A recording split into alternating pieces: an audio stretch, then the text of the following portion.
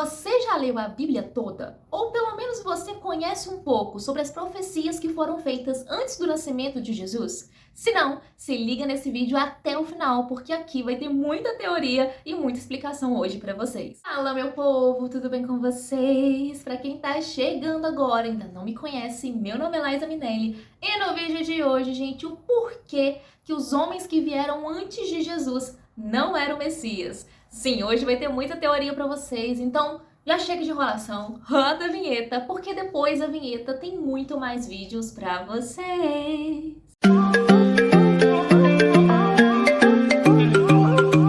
Bom, meus amores, no vídeo de hoje, tá, eu vou tentar teorizar junto com vocês, tá? Então sim, gente, é apenas uma teoria, tudo que eu vou falar aqui pra vocês. E no final do vídeo, vocês me falam aqui nos comentários, tá? Se fazem sentido ou se não fazem, enfim. Mas eu vou tentar teorizar junto com vocês o porquê que os homens que vieram antes de Jesus, então Moisés, Abraão, Isaac e tantos outros homens aí que a gente conhece, né, da Bíblia, e até os que não conhecem, o porquê que eles não eram, né, o Messias, tá? Mas, para me ajudar e para me auxiliar, eu vou usar os textos de Isaías, tá? Isaías, ele profetizou aí sobre o nascimento e a vinda do nosso Salvador, tá? Então, se você já gostou do tema desse vídeo, se você gosta de teorizando a Bíblia, eu posso trazer mais teorias para vocês, tá? Sobre a Bíblia, sobre alguns personagens, sobre alguns textos aí, tá? Inclusive, já me deixa aqui algumas dicas, algumas ideias aí de que tipo de teoria que vocês gostam, que vocês querem que eu traga aqui pra vocês.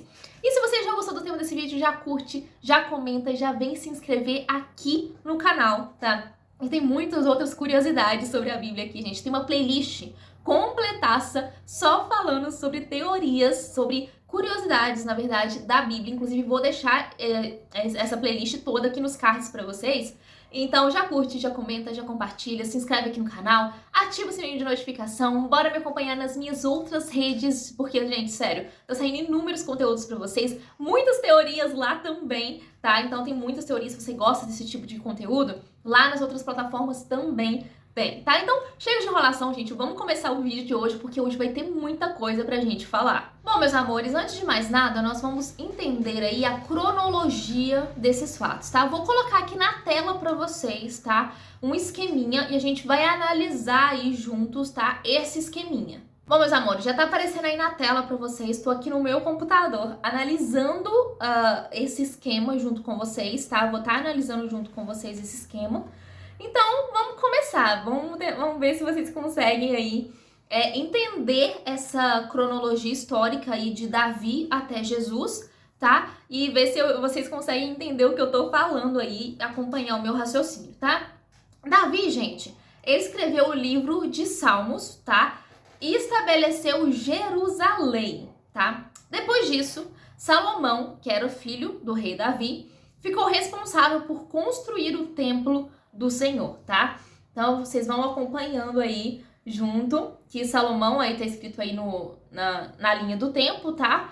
Que Salomão aí constrói o templo do Senhor, que foi responsabilidade dele aí, né? Continuando a linha do tempo, chega a vez dos profetas, ok? Então, aí nós temos profetas Jonas, Isaías e Jeremias, tá? Então, aí nesse esquema, acompanhando aí todos esses profetas. A gente não vai estudar aqui a fundo a vida desses profetas e tal, tá? É só um esquema base aí para vocês entenderem o meu raciocínio durante o vídeo, tá? Depois, até aqui, na verdade, até aqui, Jerusalém, ela era um reino independente governada por reis. Vocês lembram lá daquela parte lá que Saul foi o primeiro rei de Israel e tal, depois veio Davi, Salomão e tal. E aí, nesse meio aí, tinha os profetas, né? Mas, então, até esse momento de Jeremias e tal, Jerusalém, ela era um reino independente, tá? Vocês já vão entender o que é essa diferença aí que eu quis trazer pra vocês. E era governado por reis, até aí tudo bem.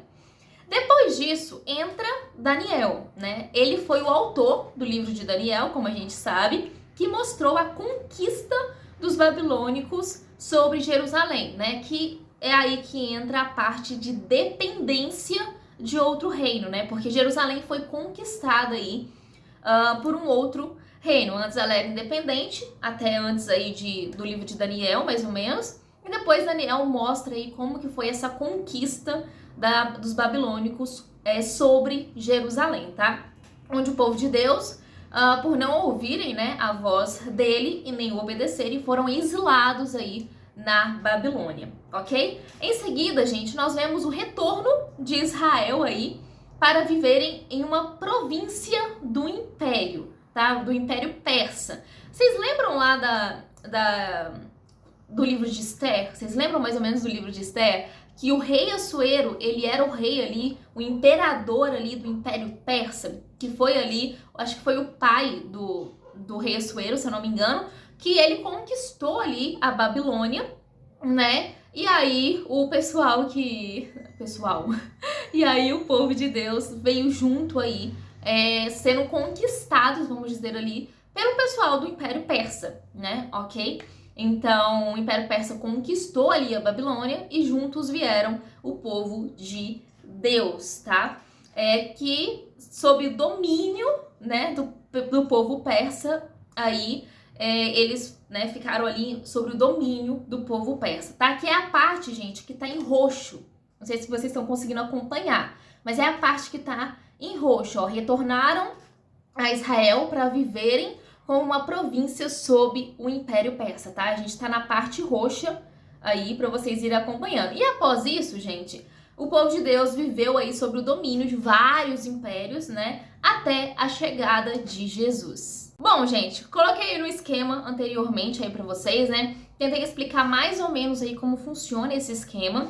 Espero que tenha ficado claro aí para vocês. Mas aí, nesse esquema, mostra, né? Desde Davi até Jesus, tá? Então, nesse período aí de Davi até Jesus, passou por tudo isso que eu acabei de explicar para vocês, tá?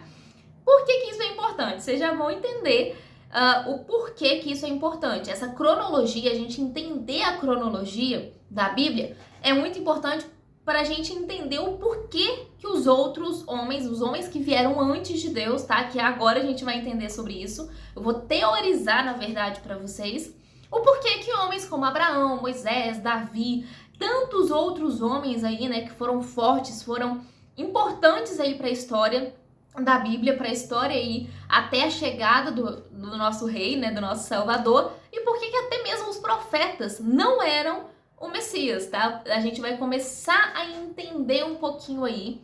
Eu vou pontuar para vocês 7 pontos. Vou pontuar para vocês 7 pontos. Vocês entenderam? Eu vou colocar aqui para vocês 7 pontos, tá? Durante o vídeo. Tô dividindo até esse vídeo, gente, em várias partes para vocês entenderem aí aonde que eu tô e tudo mais, porque realmente vai ser uma aula de teorias aí para vocês. Então, vamos lá, né? Eu vou mostrar para vocês 7 pontos.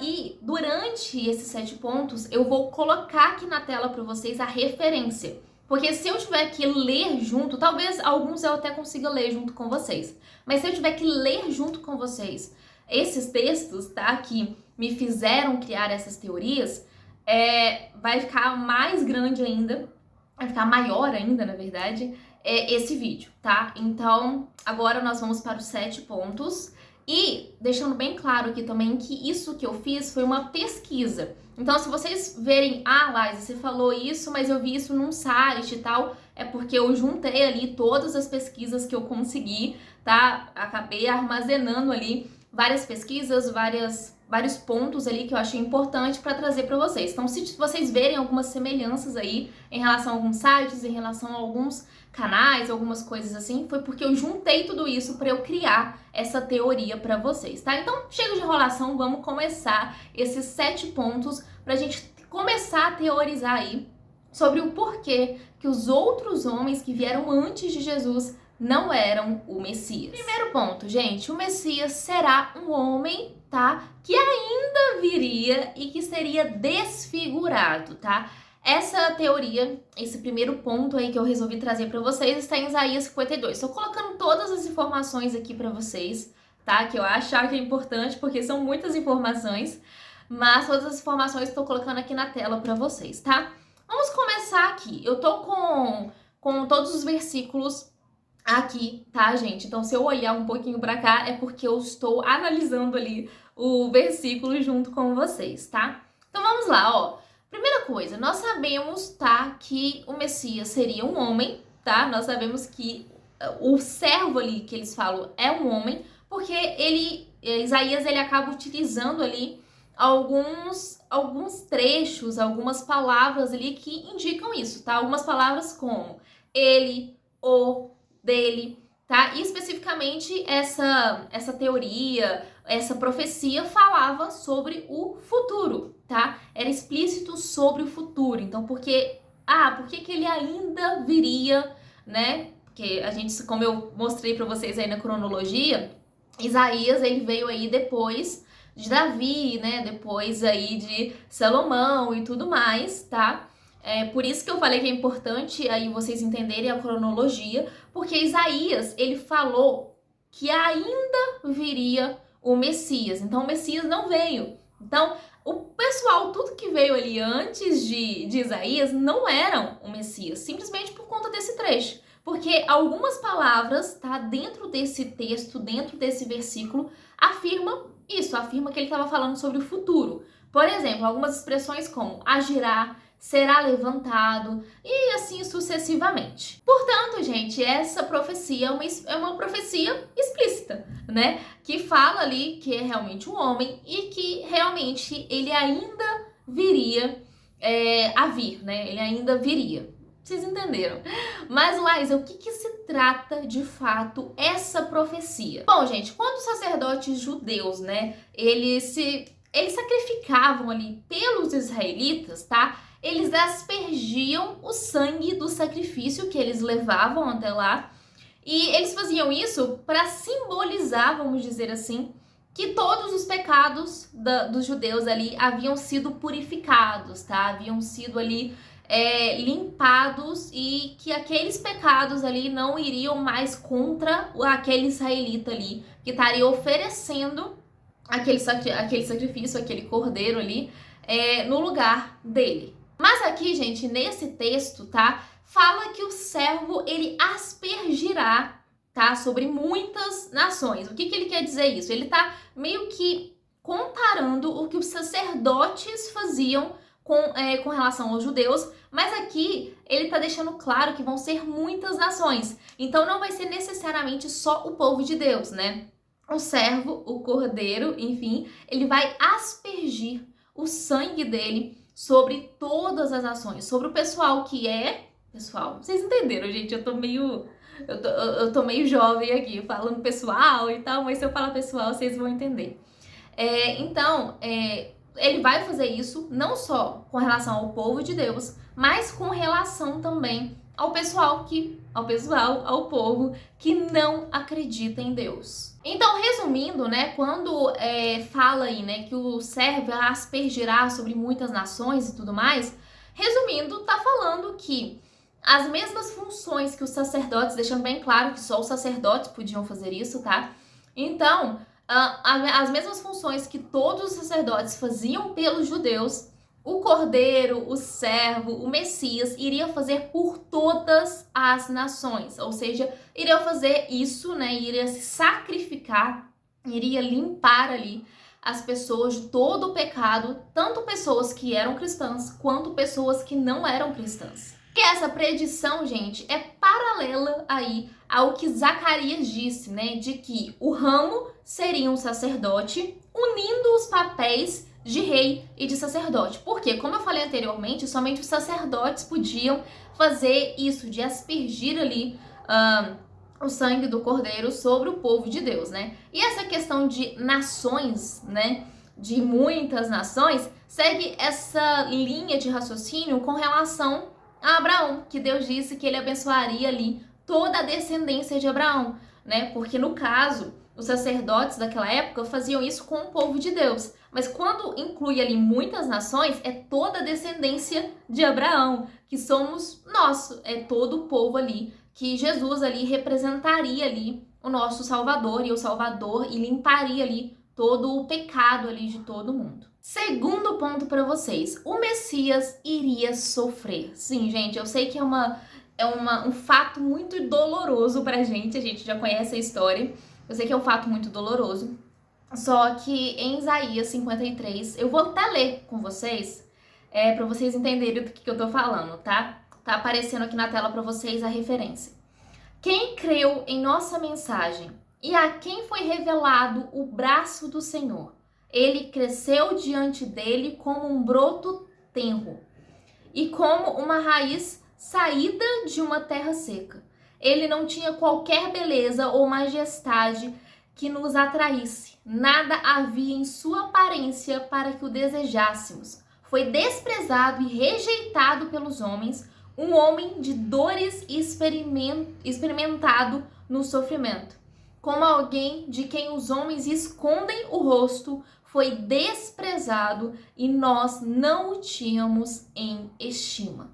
Aqui quer dizer, gente, que embora o servo, fosse aspergir aí sobre muitas nações, ele seria desprezado, seria rejeitado, tá? E seria cheio de sofrimento e entenderia esse sofrimento todo. Então, sim, o Messias, segundo essa profecia, segundo Isaías, o Messias iria sofrer. Terceiro ponto, tá? O Messias seria perfurado.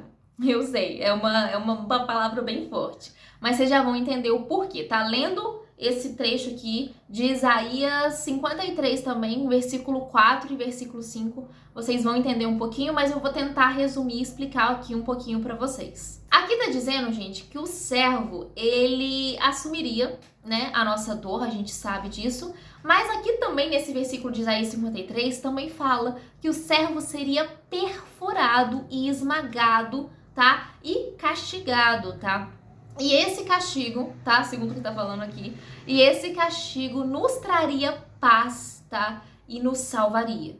Após, gente, 700 anos, depois que Isaías fez essa predição, Jesus, o nosso Salvador, foi perfurado na cruz ali, com os pregos ali da crucificação. Então, sim, essa como que fala? Essa predição, essa profecia, essa profecia foi cumprida ali 700 anos depois, quando Jesus foi crucificado na cruz, na cruz do Calvário, na cruz, e ele foi perfurado pelos pregos dessa crucificação.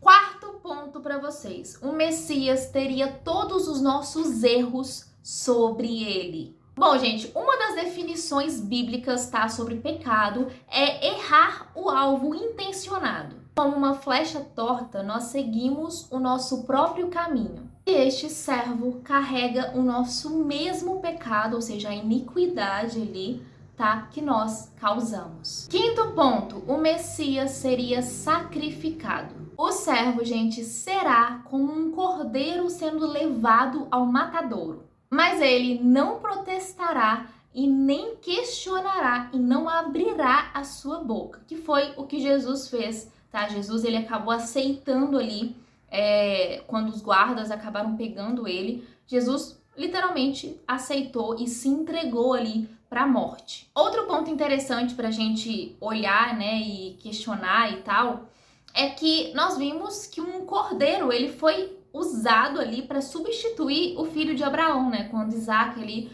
estava prestes a ser sacrificado pelo próprio pai. E aquele cordeiro, gente, ele acabou sendo morto. E Jesus, ele foi crucificado, tá? Foi morto, sacrificado ali no mesmo local, tá? Onde esse cordeiro que Abraão ali acabou sacrificando no lugar do seu filho, Jesus foi crucificado no mesmo local que esse cordeiro, tá? Não sei se vocês já ouviram falar sobre isso, mas lá em Jerusalém eles contam muito essa história e eles provam de fato que isso realmente aconteceu, tá? Que era o Monte Moriá, tá? Em Jerusalém, a gente consegue ver aí essa semelhança.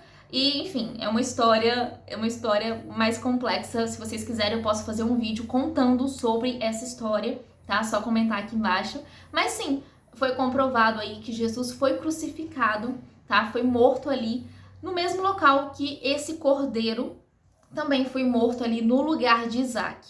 E outro ponto interessante também, que geralmente a gente vê aí em algumas histórias também, tá, da Bíblia, é que esse cordeiro, esse carneiro e tal, ele geralmente é sacrificado na Páscoa, tá? Ele é morto ali na Páscoa. E Jesus foi morto na Páscoa, como todos nós sabemos. Então, quinto ponto, sim, o Messias seria sacrificado. E como nós vemos aí, gente, nos outros personagens aí da Bíblia, não foi o que aconteceu ali com Abraão, Isaac, Jacó, o rei Davi, enfim, tantos outros homens ali que foram importantes ali, né? Então isso é mais um ponto aí pra gente entender e questionar que realmente não foram nenhum dos homens que vieram antes de Jesus que era para ser ali o Messias. Sexto e penúltimo ponto para vocês. O Messias viria por vontade divina. Bom, gente, toda essa morte aí, né, que foi cruel, ela não veio através de um acidente terrível ou por um infortúnio. Foi explicitamente a vontade de Deus de esmagá-lo, tá? Mas por quê?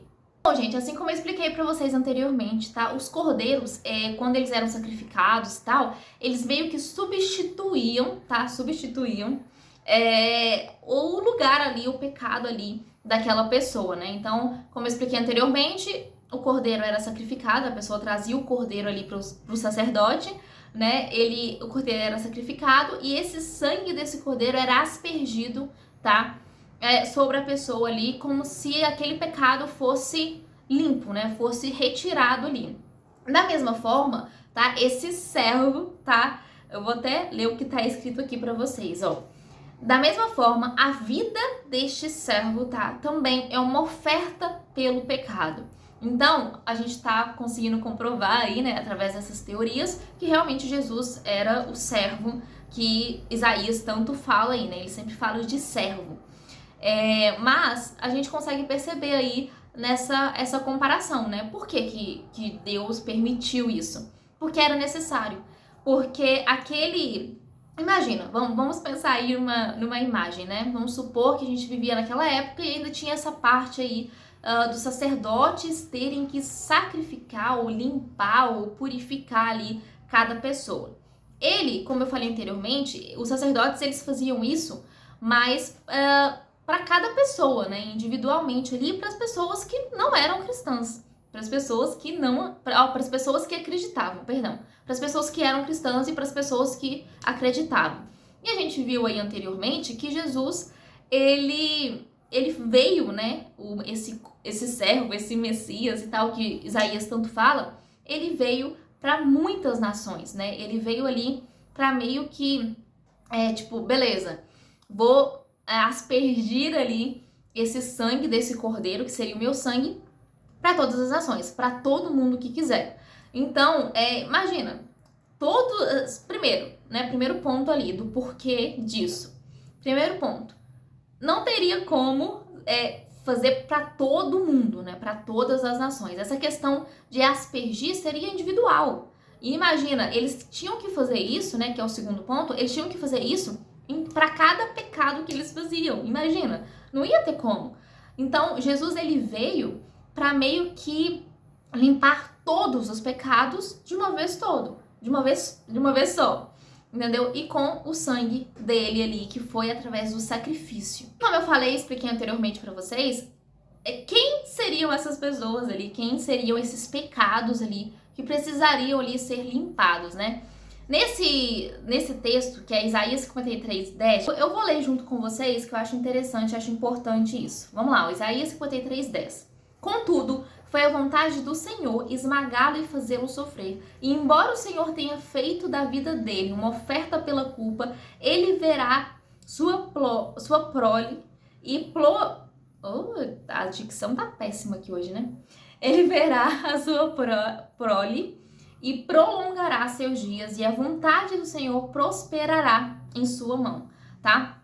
Aqui, em todos os textos aí que a gente consegue ver, Jesus, ele veio para todos aqueles que se afastaram dele, para todos aqueles que se desviaram, tá? E a gente consegue perceber aí que Isaías estava falando de eu e você, né? Somos nós aí o motivo ali do porquê Jesus foi crucificado, né? Ele foi a nossa salvação de verdade, porque se continuasse do jeito que tava, gente, a gente ainda teria que ir todos os dias ali até o templo, para o sacerdote ali purificar cada pecado que nós teríamos ali. Isso seria muito mais complicado, porque hoje a gente pode, pronto, tô sentada aqui no meu quarto, posso conversar com Deus, posso conversar com Jesus e ele me limpa ali de todos os meus pecados de forma direta. Então ficou bem mais fácil ali e acho que esse ponto também deu para vocês entenderem sobre o porquê